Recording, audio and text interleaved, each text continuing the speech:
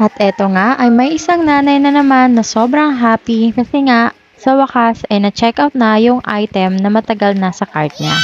Ako lang ba o ikaw rin? Ay, I'm so happy with my purchase.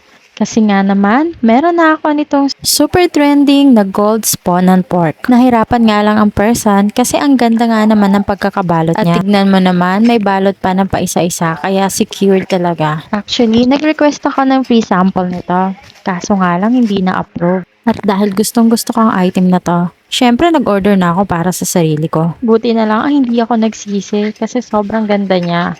Makapal and pang social talaga siya. Mukhang yayamanin. Sabi nga sa kasabihan, I wasn't born with a silver spoon in my mouth. But now, I can't afford to buy a gold spoon and fork. So if I can, you can buy it too. Kaya ano pa inaantay mo? Magpabudol ka na rin. Nasa yellow basket ka lang yan. Bye!